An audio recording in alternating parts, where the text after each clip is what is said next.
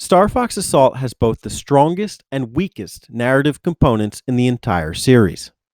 It's simultaneously the most underappreciated Star Fox game and one of the most positively received.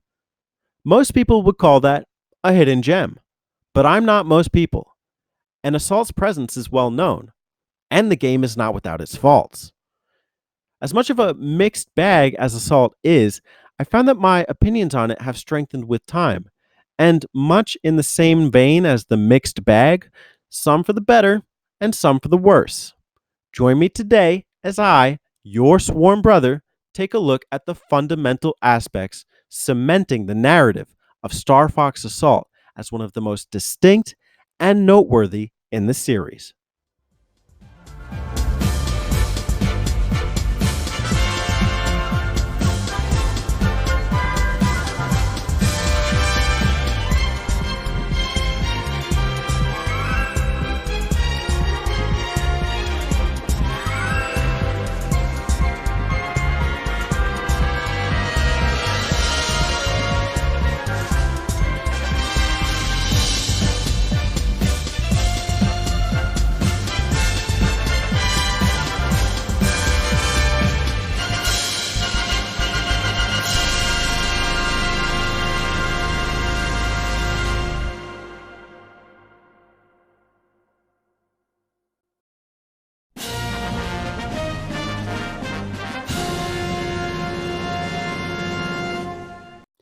So I want to revisit the meaning of narrative. In the Star Fox 64 video, I stated that the narrative is how the game culminates in its story. I want to simplify this definition by stating that every game has a distinct narrative it will be remembered by. So what was the narrative for Star Fox 64? Was it to defeat Andross? Well, is that what you remember Star Fox 64 by? I presume you remember it for either the arcadey shooting action or the memeable moments. I got one! In either case, Star Fox 64 is a classic, loved by many for either. By that definition, I'd interpolate Star Fox 64 as a classic STG. That is its narrative. The components that assert said definition are made abundantly clear, as shown all across the internet and in my previous narrative analysis. Star Fox on the Super Nintendo poses a different narrative, sci-fi STG/adventure. You could also argue it's a technical showpiece. In fact, Star Fox 64 could argue that as well, but that's not its overarching narrative. Not to me, anyways. Star Fox Assault takes elements from both of these classic games and merges them to varying successes.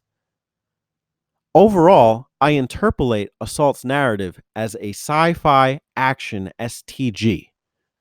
The key makeup establishing that narrative includes combat, production quality, and of course, the plot.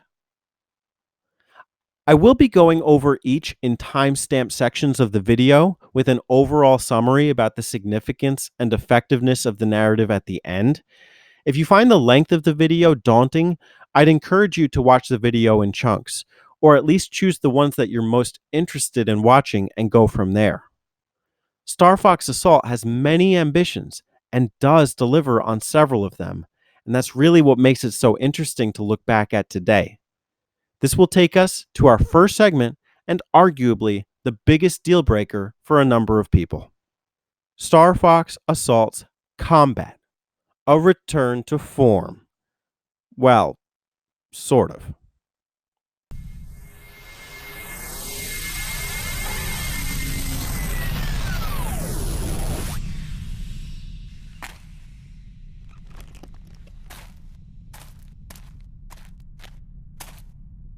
It's too quiet. Something's wrong here. In a translated interview before the game's 2005 release, Nintendo co-producer Imamura Takaya said Star Fox Assault is supposed to be a return to the series' roots that involved shooting and such.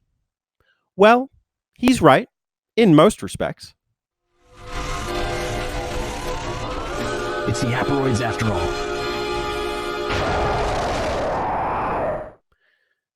Star Fox Assault is distinguished in several ways, one of which is the use of invasive sentient beings that are called Aperoids. They do constitute a major plot point of the game, so I will be returning to them more in detail in a later part of the discussion. For now, all you need to know is that you shoot them and a number of other hostile units. The way in which you do so is another story altogether. The R-Wing. Welcome back. At least for a little bit anyway. The R-Wing is single-handedly the most iconic thing to come out of the Star Fox franchise.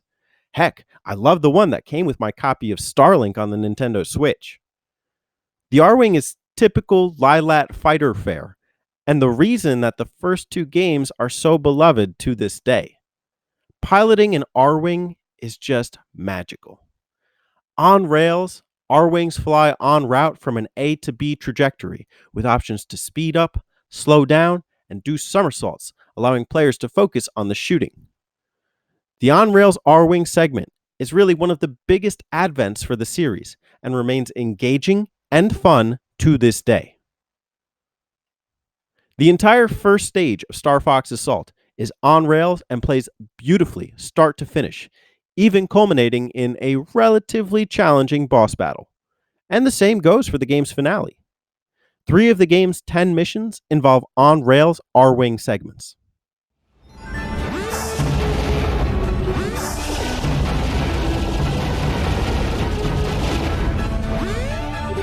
Enemy base located directly ahead. Oikani is there as well.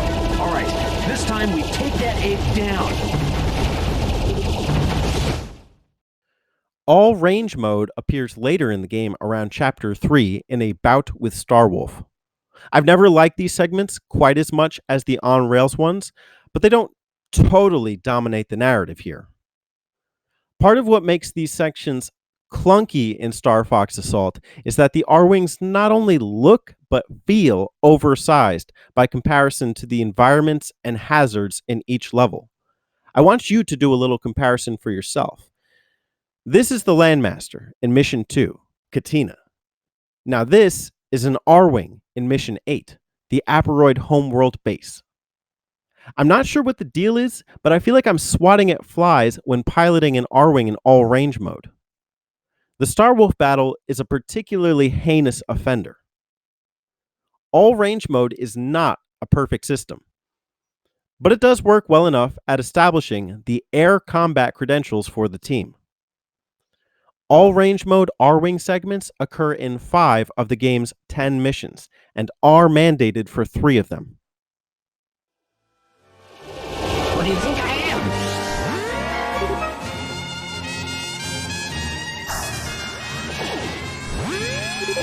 Go down, Fox!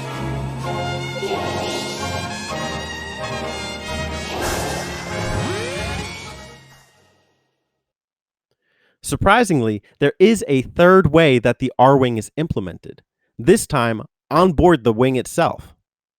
This shocked me the first time I experienced it, in a delightful way, of course, because the on-wing R-Wing sections embody everything enjoyable about the shooting experience in the on-rail sections, making the R-Wing even more badass. Imagine for a second, you are standing on the side of an R-Wing, or if you want to put it in relative terms, a fighter jet. While it's flying around, you are tasked with shooting down masses of enemies that are chasing you while your co-pilot takes over for the flying. Feasible? Not at all. But fun? Absolutely. These sections are a real treat and occur only twice in the game's 10 missions. This is no joke, Slippy. Thanks, Fox.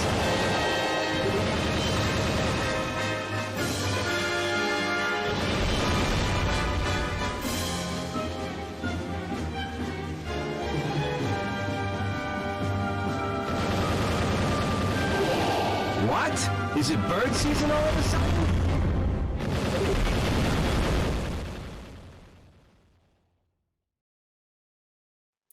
And I hate to follow it up with this, but I will.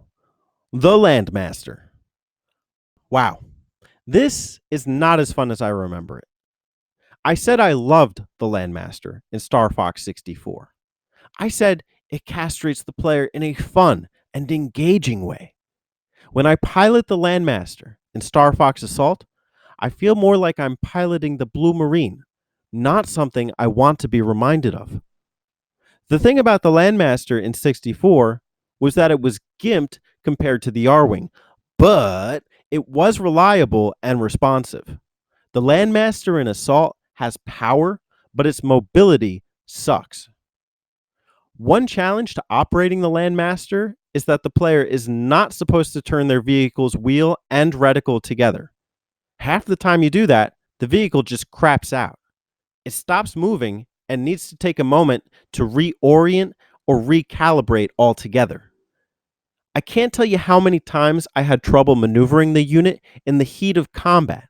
And when your allies are getting tailed in the air, good luck getting the all-ally bonus at the end of the mission, let alone the medal. Thankfully, the Landmaster does have some saving graces. Namely, 1, the vehicle's shots home in on enemy units. It doesn't work perfectly when aiming in the air, but on ground, you won't have much of an issue taking out foes. 2, the Landmaster is one of the least present modes of combat in the game, and half the time that it is present, it's an option next to the R-Wing. I'm sorry to anyone who stands behind it, but I have to side with Falco on this one. I'll take the sky any day. There are a total of 4 missions involving the Landmaster, 2 of which mandate its usage. Check inside buildings for targets too, Fox. There has to be a way to get inside those buildings. You must be able to get inside using the elevators.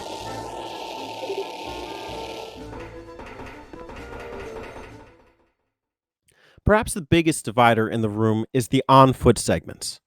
I feel that the internet has warmed up to these in recent years, but considering that Assault was supposed to emulate Star Fox 64, over-the-shoulder, third-person shooter gameplay didn't really aid the game's cause. To Assault's credit, I like these sections and find them highly operable, especially compared to the Landmaster. There is a control setting in the menu that allows players to use the control stick to move around and the C stick to aim. I've only played a couple of shooters on the system, including Metroid Prime and Nightfire, and I have to say, Star Fox Assault's on-foot sections play arguably better than either. I did not expect to be able to use twin sticks on a GameCube controller, and having that option makes these sections not just tolerable, but engaging and responsive. Additionally, there are a number of attainable weaponry in the on-foot sections. Players start each one with a standard Lylat-issued blaster unit that can charge shots or fire in spurts. By downing enemies, new weapons appear including machine guns, rocket launchers, grenades, mines, and yes, a Gatling gun. Each weapon is competent in its own right, and to spice things up, some enemies are impervious to certain artillery. This keeps the player on their toes and experimenting with the different weapons at their disposal. I think the major turnoff for most people is that about half of Assault's narrative is comprised of these sections. I don't think that's necessarily a bad thing. The on-foot sections contribute in a meaningful way to Assault's narrative as an action game, namely through base infiltrations. Not necessarily original in terms of operatives, but they do give the sense that I am part of an elite military squadron infiltrating bases or protecting environments close to home. Although 6 of the game's 10 missions implement on-foot combat in some fashion, all of them involve some other vehicle usage somewhere in the mission. That's a ship. And here we go.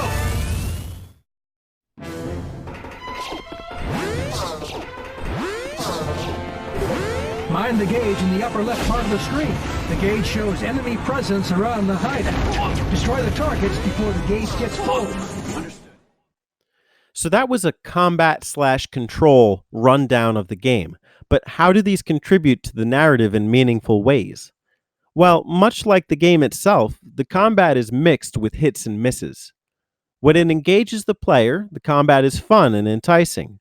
I thoroughly enjoyed storming through Wolf's base on foot or taking on the first and last levels in entirely on rails R Wing filled segments. Additionally, the on wing R Wing segments are some of my favorite moments in the game because of their inherent thrill. These sections weren't necessarily difficult to finish or even maximize a high score on, but racing for the highest hit counter as the bonus meter was draining and trying to complete these sections in record times suspend my disbelief for a moment and create the core shooting experience I know and love Star Fox for. By contrast, the clunkier sections of the game throw off that thrill quite considerably. I happen to be at odds with the Landmaster in this game, and the all range mode feels like I'm a giant on some movie set. For others, the on foot sections might be the primary culprit, or maybe for someone else, it's the on wing sections. Whatever the case, Assault does kill the thrill and pace of that shooting action when the player feels most at odds with its controls. Considering there are 5 systems of combat and control in the game, there is a huge expectation on the player to master each of them to maximize their enjoyment. Look, I'm a vetted gamer and a Star Fox fan, and yet I can only say that I enjoy 3 of the 5 modes of combat. As an optimist, I appreciate any and all enjoyment, especially when the game succeeds. But to a consumer, that 3 out of 5 ratio might not be good enough. The sheer variety in combat, however, is a major seller as far as the subject goes. Although controls can be a huge hurdle for the easily dismayed, there's a near guarantee that you will not find the mode of combat gets particularly stale due to the way the mission structure constantly switches things up. The exact order is as follows. Mission 1, on rails R Wing. Mission 2, on foot to Landmaster. Mission 3, on foot to all range R Wing. Mission 4, Landmaster to side of R Wing. Mission 5, on foot plus Landmaster or R Wing. Mission 6, on rails R Wing. Mission 7, on foot to side of R Wing. Mission 8, all range mode R Wing. Mission 9, on foot to R Wing and Landmaster if desired. Mission 10, on rails R Wing. The mission sequence suffers in that it does not deliver player choice to move about the courses as a player sees fit, but it does make up for that in keeping things unexpected and surprising on a mission-to-mission basis. Now, considering that Fox was supposed to go back to its classic roots, the shift to several modes of combat is a blow to Assault's ethos. Some might call this innovation. Others might see it as an improvement. And while I personally appreciate new things, I worry that maybe Assault spread itself too thin. Where do you stand on Star Fox Assault's combat systems and or controls? Do they help or do they hinder the game as a whole?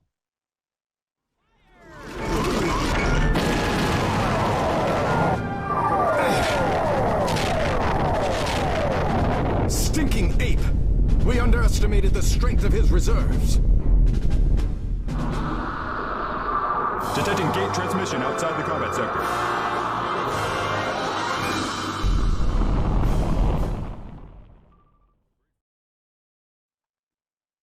Whatever the case, let me know in the comments below. We're going to take a close look at how exactly Star Fox Assault produces its narrative in Star Fox Assault's production quality. From space opera to space orchestra. I have a question. What is the function of music in creating a narrative?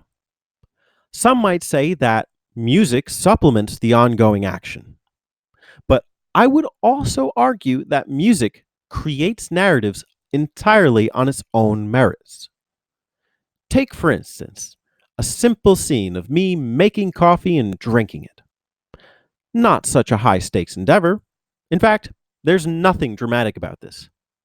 What if I add the Katina theme song from Star Fox 64 while I do so?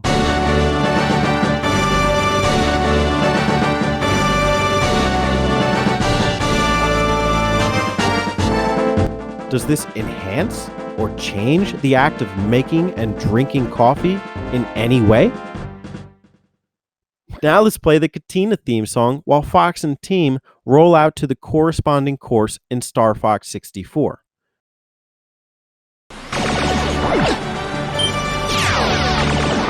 Fox, you made it! Bill! Is that you? I can't believe it! Valid, right? Lastly, let's see how Star Fox Assault handles Katina.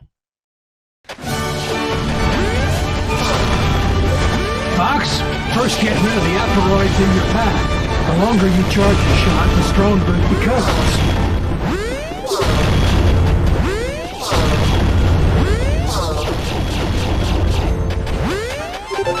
You gotta change weapons to fit the situation.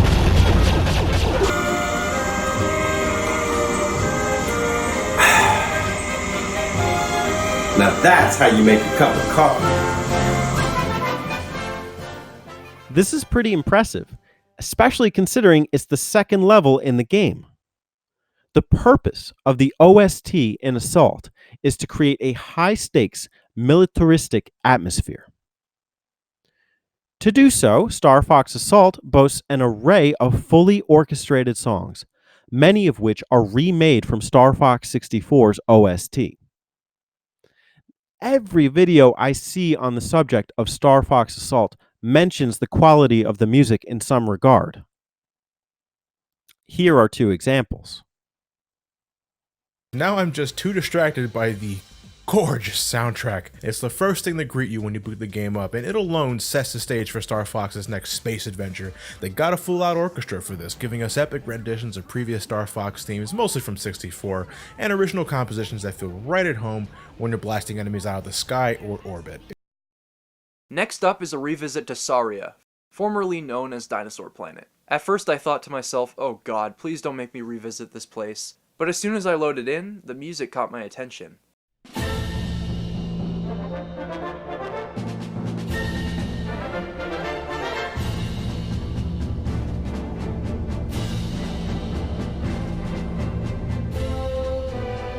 This is my favorite song in the game, and it accompanies my favorite level in the game.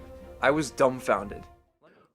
Whatever the case, I'm glad we can all agree that the music is successful in establishing Star Fox Assault's ethos. I wonder how serious I'm taken when I say that Star Fox is militaristic or even reminiscent of wartime. It's not that I have any familiarity with the armed forces, but the music in this game has the horns and drums to match, making a simple mission briefing feel like the beginning of a dangerous outing. Fox, look at that! It's horrible! What have they done to Saria's dinosaurs? This is unforgivable. Aporoid hatchers. This must be how they multiply. If we can destroy those hatchers, we might just have a chance. Okay, let's move. Crystal and I will head down to the surface. Falco and Slippy, the skies are yours. A mission together at last. And I would spend all day making comparisons, but quite frankly, the Assault soundtrack speaks for itself.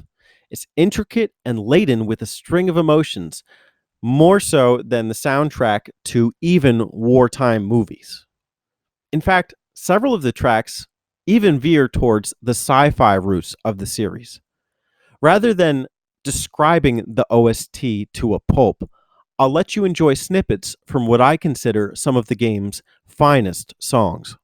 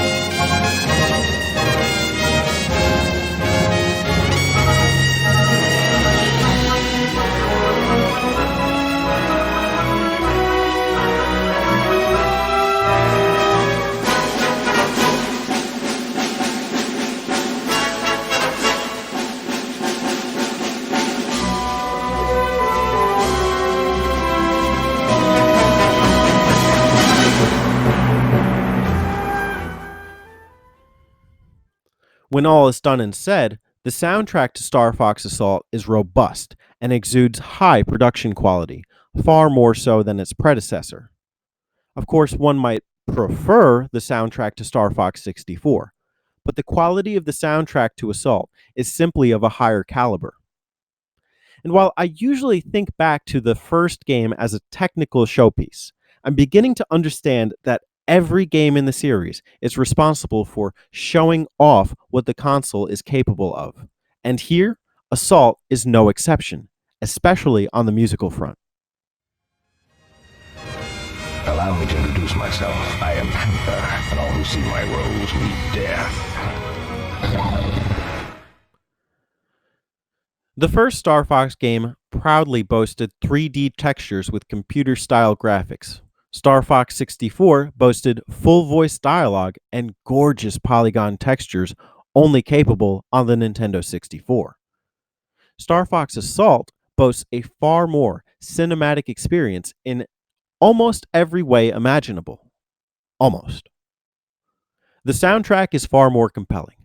Mission briefing cutscenes showcase members all across the Lilat universe. Fox and all his friends are fully realized inside and out of their vehicles in more scenes than just the game's opening and ending credits. Music is strategically implemented and withdrawn to engage players in the action. The result is that the Star Fox characters are brought closer to life than ever before. The original games leave a lot to the imagination. Star Fox Assault delivers a full package. Unfortunately, full as it may be, that package has some severe issues with its contents as relate to the production and interface, and I'm about to ream hard on them. There's no particular order here because all of what I'm about to mention shits the bed equally bad. One is the capture quality. I'm running an HDMI upscaler called the Carby, but this is what the intro is supposed to sound like.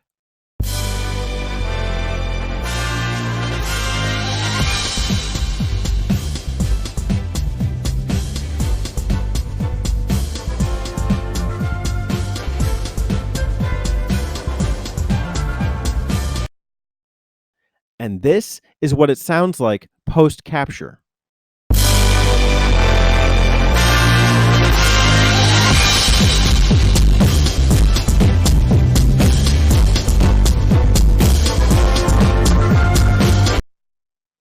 I assure you, it doesn't sound bad when being played off the TV, but for whatever reason, this game does not capture the audio well at all.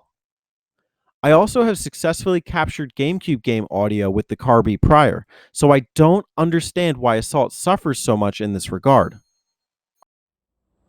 Hey guys, your sworn brother here, midway through the Star Fox Assault narrative analysis, and I just want to take a moment and clarify the point that I was trying to make regarding the audio and video capture for the title. So I streamed the whole game from start to finish on my streaming channel, and pretty much the entirety of the time that I streamed it, it was giving me difficulties with the audio quality. It just sounded distorted, it sounded garbled, it did not sound good. And I was kind of convinced that I would just have to put up with it, especially if I wanted to make this video that I'm making today. So I did, and when I wrote this script, I was, under the impression that the game just doesn't want to capture, using traditional methods, a Elgato Game Capture HD, a GameCube, an HD TV, all the cables, and the same settings for your other games. But I actually happened to go back and recapture chapters 1 through 3 just so I could get them without the black borders on the side. I resized it so that it would look identical to the other footage I captured. And the audio sounds fine. The clip that I played before the intro scene of an original intro scene to the game came out of the footage from chapters 1 through 3. So I didn't quite diagnose what the problem was, but I will say The game may still give you a hard time if you are trying to capture the audio and video from it. Not so much the video capture is fine, even with the upscaler. I will say though that for whatever reason, the text de-interlaces on the Carby and looks slightly blocky. It's not the biggest deal. You can still read it. You can still hear what they're saying. But I did think it was worth bringing up originally, so I'm going to mention it now. So video and audio capture are not going to matter much if you just want to play the game. But one thing that still sounds horrible is pretty much all of the voiceover work. What? How do you know? We know. The research director will brief you on all the details. I can't believe I never hear anyone mention this. This sounds worse than the garbled sound effects of the original game or, dare I say, Star Fox Command. At least in the original Star Fox, it was clear and easy on the ears.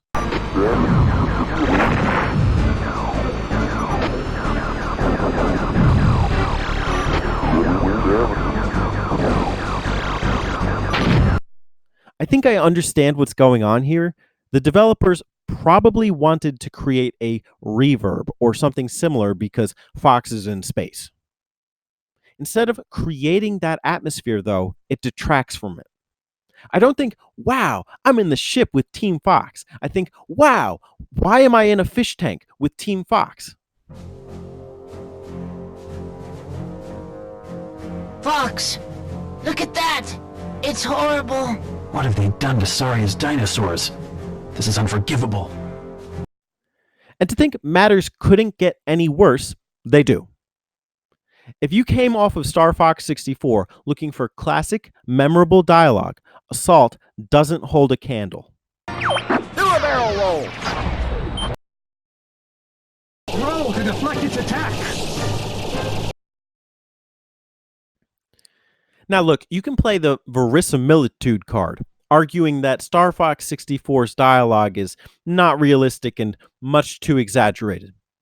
I can see that point, especially considering that Assault has a stronger focus on its story than its dialogue. Much so considering the script writing of this game. But I mean, we're talking marsupials in space, so why not go the extra mile? It's another reason why someone coming off of 64 might cringe at Assault. And considering that the game is supposed to follow 64 as the badass Star Fox game, there's a lot to be desired.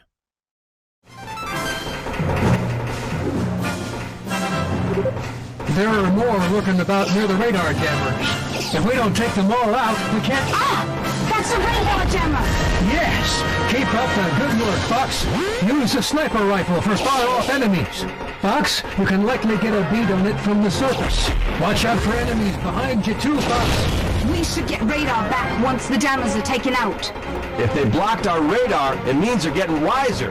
You're our surface contact, Fox. Good luck. We're counting on you, Fox!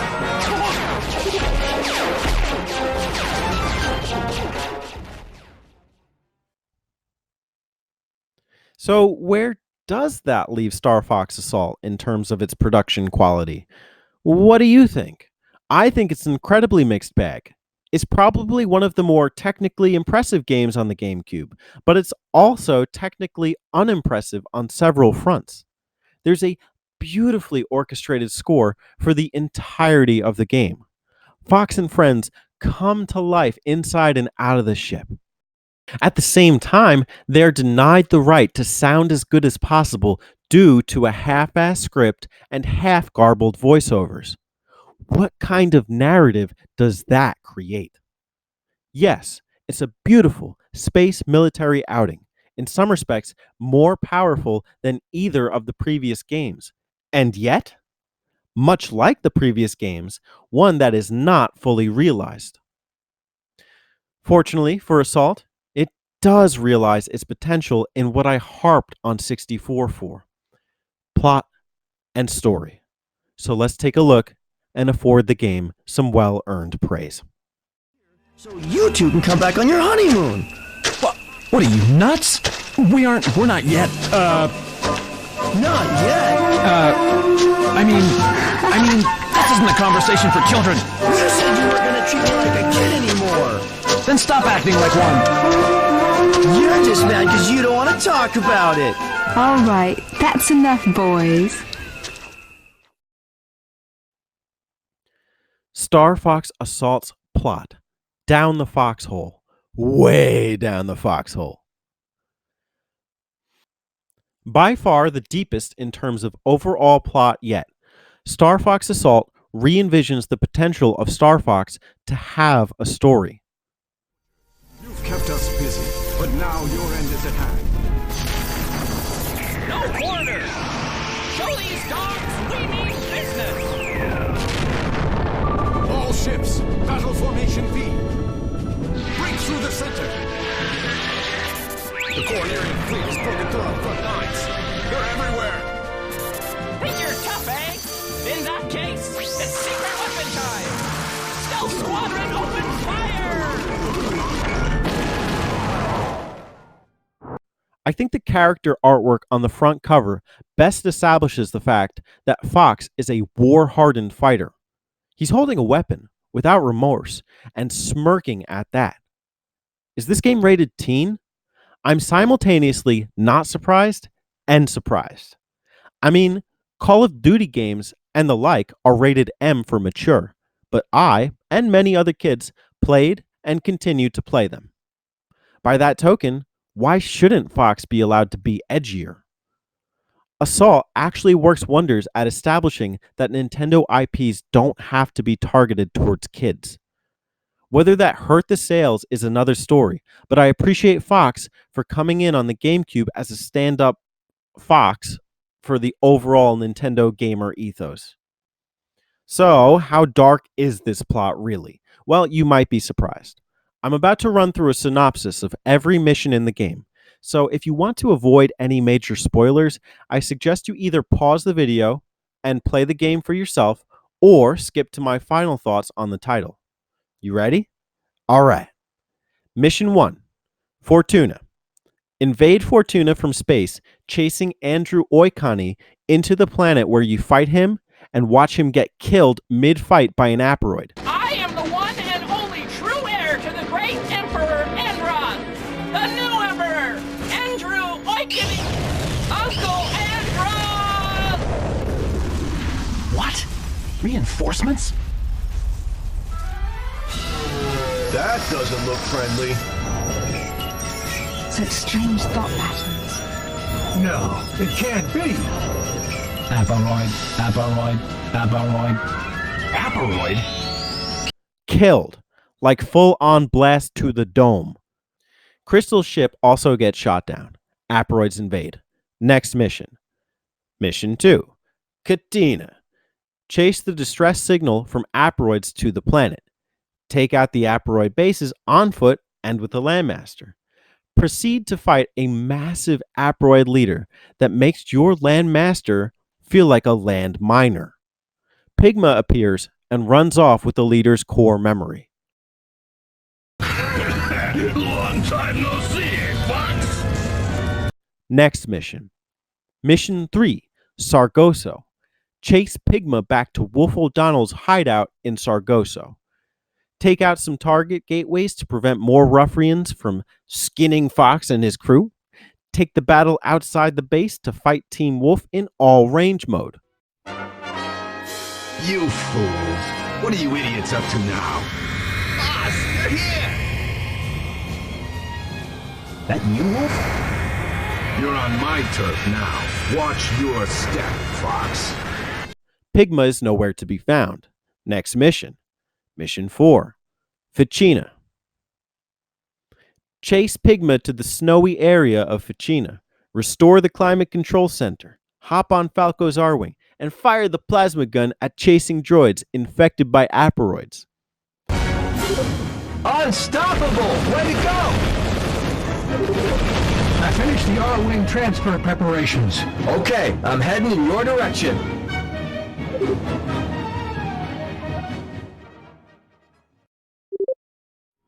Fox, those bots seem suspicious, so I checked them out, and they were aperoids!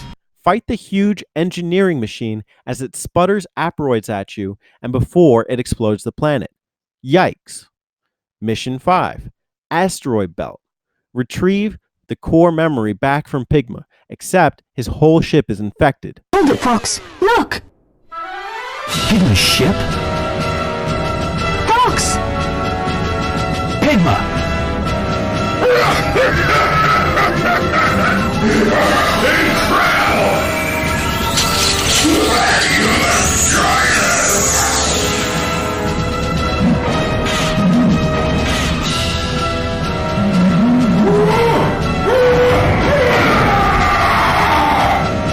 What is that thing?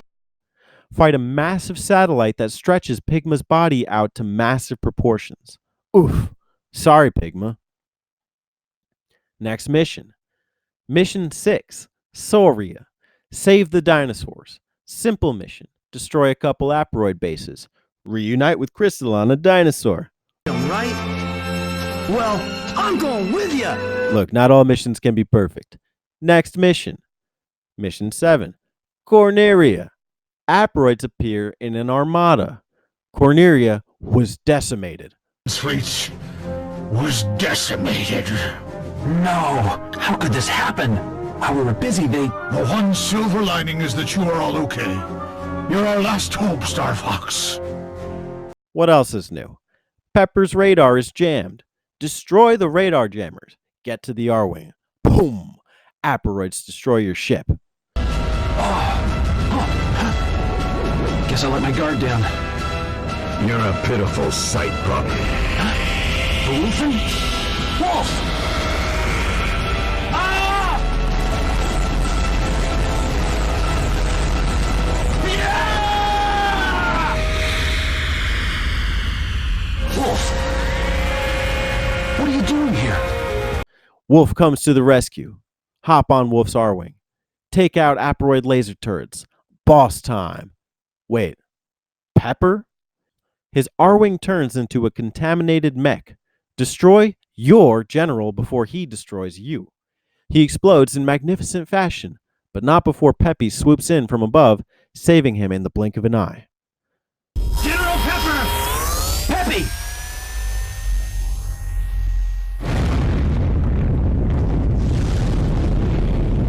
The medical corps need to take over. Some really deep stuff they got going on here. Next mission. Mission 8. Orbital Gate. Protect Great Fox while Beltino Toad uses apoptosis to help infiltrate the asteroid homeworld. Way to go, all scientific team, Toad. A huge number of defending units and a couple thick missiles to take out in a time limit, so get used to that all-range mode. Never give up. Trust your senses. Only certain areas can be damaged.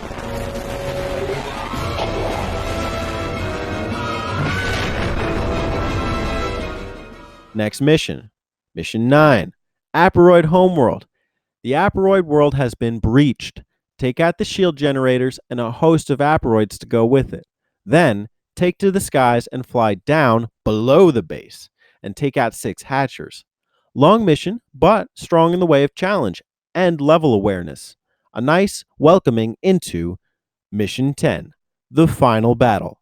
The nest is open. Now's our chance. The shield is closing. What the heck? Fear not, here comes Peppy and the Great Fox. Wait, it's covered in asteroids. Is Peppy sacrificing himself? Will not survive more damage. Who cares? Divert all energy to the main guns! Fire!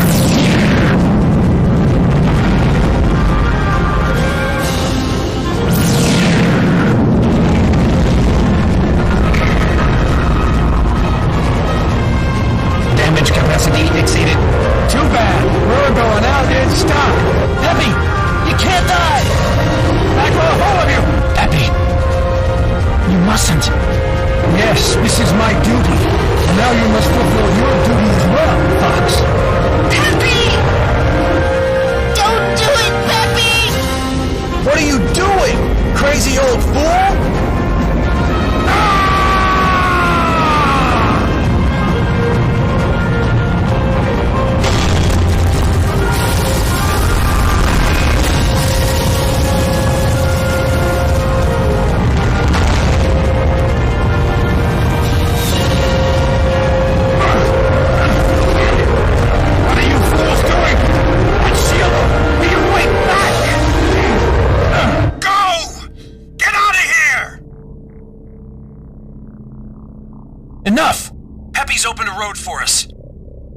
got to move on.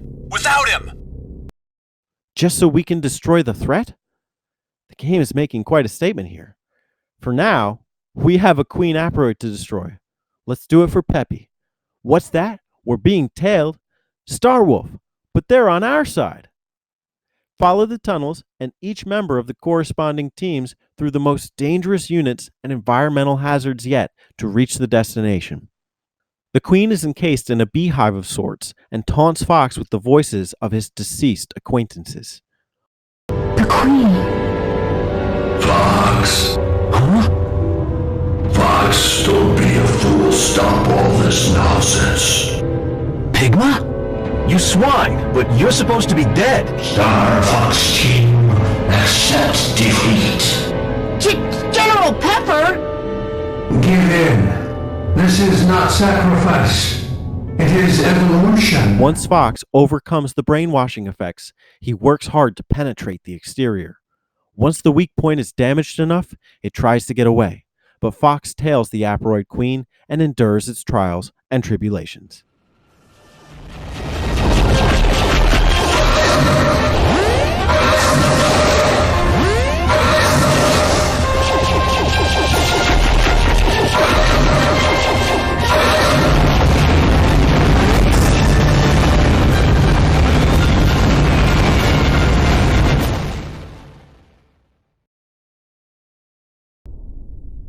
But so many casualties.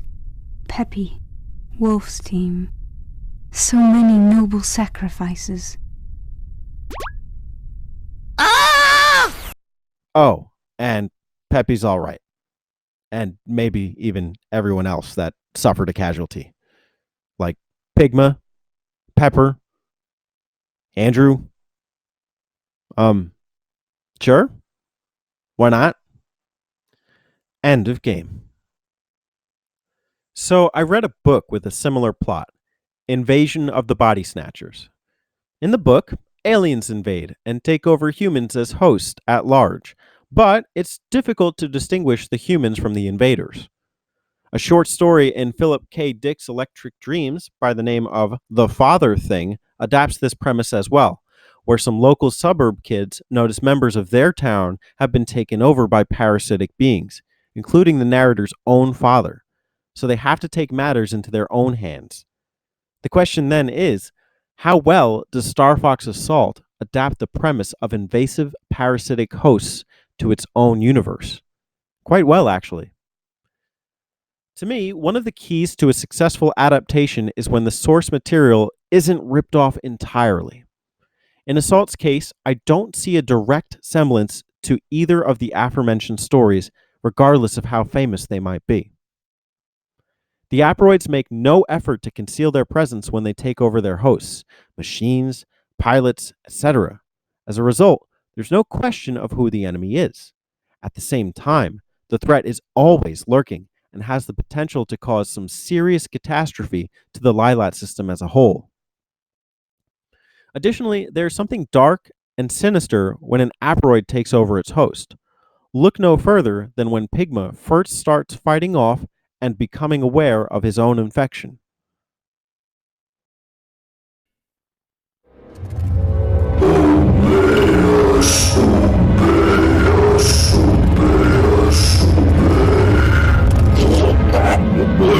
Was I just talking in my sleep?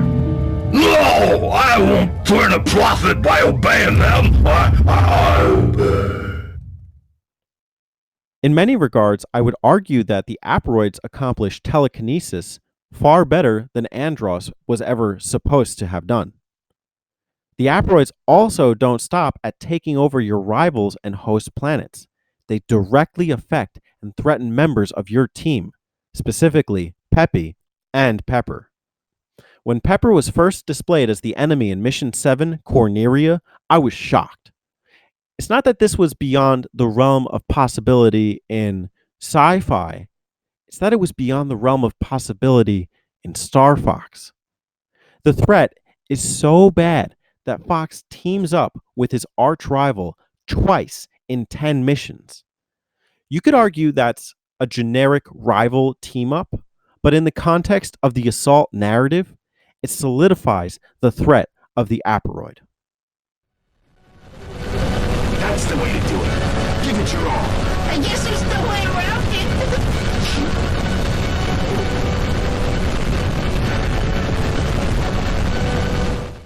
And perhaps you've noticed a thread here.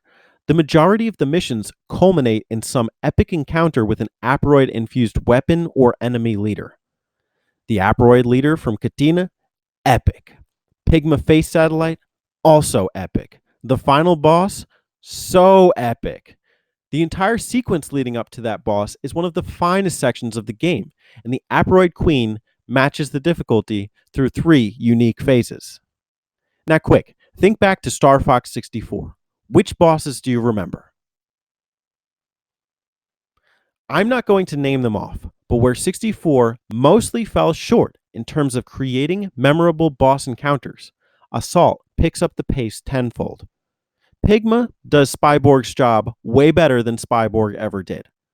The idea of Andross is rendered microscopic, with Andrew getting pierced by enemy leaders in the first mission like he's nothing, and the list goes on. I think what's most beautiful here is that nobody asked for this in a Star Fox game. I play Star Fox for the narrative, said no one ever. But in retrospect, the story is a huge reason why Assault holds up at all years after the fact, even if that story has room for improvement. No, it can't be. Aperoid, Aperoid, Aperoid. Aperoid? There's no time to hesitate. Return fire. So what are my final thoughts on Star Fox Assault? Well, it's a historically poor selling game in the series. Actually kind of bizarre, considering all that we've covered.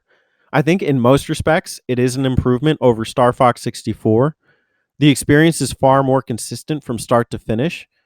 It's also got a beautiful soundtrack. So what's the deal? Well, I think what hurt Assault is that it swayed too far from 64's narrative as a famous game to poke fun at on the internet, and is just not as pick up and play friendly as 64 was. Gone are the memorable dialogue encounters, replaced instead with awkward and poorly recorded voice works. Gone is the primarily on-rails R-Wing combat, and instead we get 2 additional modes of combat that, for as well as they work, nobody asked for. But that doesn't mean that Star Fox Assault is without successes. My biggest write home for the title is not the soundtrack, as well performed as it might be, and it's not the combat, as diversified and warlike as it might be. It's really the story. For those of you who followed me for a while, you know that I love science fiction. Ursula Le Guin, Isaac Asimov, they rank among my favorite authors ever. Assault's narrative is not nearly on their level of intricacy, but it does pack surprises characteristic to the genre.